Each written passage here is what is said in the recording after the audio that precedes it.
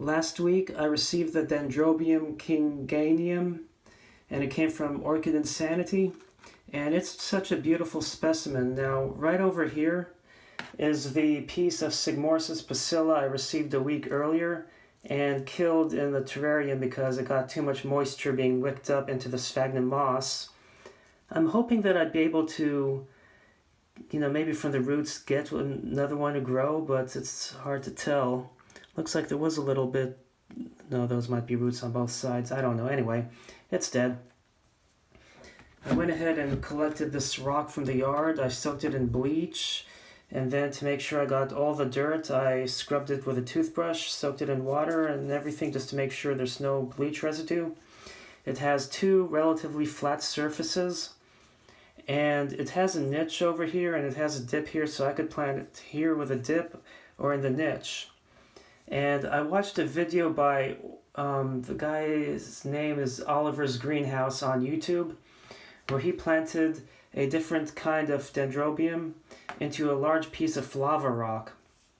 Now, this rock, being a dark color, is probably composed of the mineral hornblende, but it's more mafic, just like the lava rock, so hopefully this orchid will thrive in there, although I don't know if felsic or mafic will make a difference, just as long as it's grown on rock. And then here, this is the piece of wood. This came in, and I have the fishing line, so I'll be able to tie the orchid on there.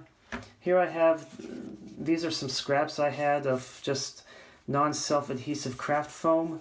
So I could use this as a padding if I want to, or if I stick it in a terrarium against the glass to keep it from scratching the glass, until the roots start growing behind it, then I can, it's just to keep the glass from being safe. So now let us go ahead and remove this from the sphagnum moss. I like these tall pots. I wish I knew where to get some that tall.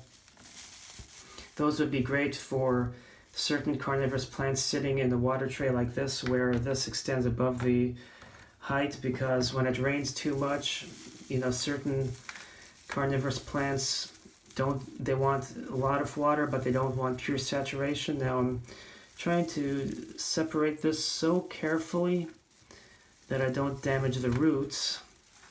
Apparently orchids are very finicky on the roots, but one thing about these pink rock orchids from Australia is they're supposedly one of the hardest varieties to kill. So if I have this that way, I can actually grow this, tie it down with the roots like that. I had to make sure I found a rock that's not going to be way too big and not going to be way too small. But if I put it here, I'm trying to see how I can have this growing there. So I like it like that, just because it can be tucked away and sticking above the rock, and then that looks tacky when it's face down. But if I stick this in a terrarium, that can be in the media. And then with this hanging over like that, it might actually look better. So it's hard to tell, actually, like that. You know what, I might go with that. I initially wanted the other way. So now what I have to do, that I know the orientation, is I'm going to put a little bit of sphagnum moss. It's really dry, but I'm not going to worry about putting too much. Just a little bit, and then tie it down with fishing line. So let me go ahead and tie this down with fishing line, and then we'll continue and show you the finished product. So the fishing line was too flimsy, and I figured if I keep playing with it, I'll damage these fragile roots. You can see it has some old dead roots along with some better ones. So what I'm going to do is I have some zip ties over here. So I'm going to set this in here like that. That's how I want it.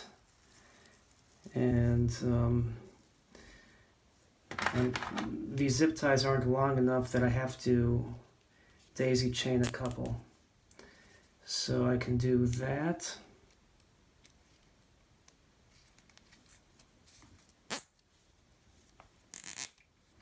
Like that. Then hold orchid. If I had a second set of hands, I would be able to, what's the word? I would have been able to probably use the fishing line easily, but I didn't want to just keep playing and risk damaging Hermie. You know, some people name their pets, I name my plants. Okay, I'm just being funny. Okay, so now I have this sitting there, and I don't have to, you see it's being held in place. I really didn't want that there, but it's also not tight enough to where it's going to damage this. So see, there's still a little play, and that's what I want. Once it produces new roots that anchor to the rock, then I can remove the zip tie.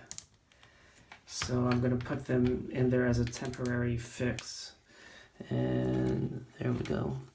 Yeah, there's still some play. As you can see, there's a gap in everything, so it should be fine. And then I'm going to, I want this like that. So I'm going to have to run another one to anchor the other root, and then it should stay put.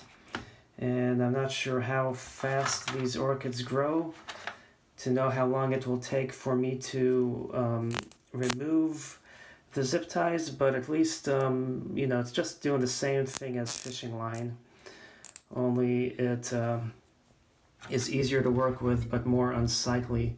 One thing I could do is, with the zip ties, I could go ahead and run fishing line, and then I could run fishing line and then I could remove it, but I'll probably just keep the zip ties for now.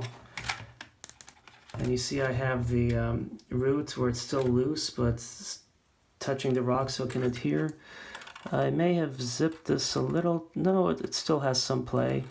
And then that one's sticking out. I want it under so it can grow into the rock. So I'm going to keep this like that for now. You know, and if I do decide to just remove them and put fishing line, at least I can put the fishing line before I remove them. But you see, they're not tight to where they're going to choke out the orchid, and they're not too loose to where the orchid will move so easily. So now, this is how I have it, and I can spray it with water to water it. There's a little bit of sphagnum moss. It's really dry, but it should soak up some moisture and provide it with a little bit of media while it attaches to the rock. I could always, you see there's a gap there, I could always take a little bit of moss and tuck it in there. Use the blunt end. Yeah, I could also do a little more.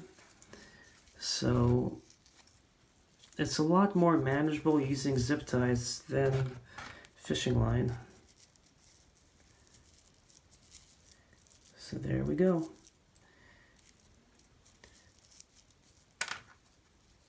So that's how it is until it adheres, and then I can cut these off. And to water it, you know, I can always spritz it. Anyway, I hope you enjoyed this video and found it useful on growing a rock orchid on a rock. And I hope you liked the idea of the zip tie. Thanks for watching, and don't forget to subscribe.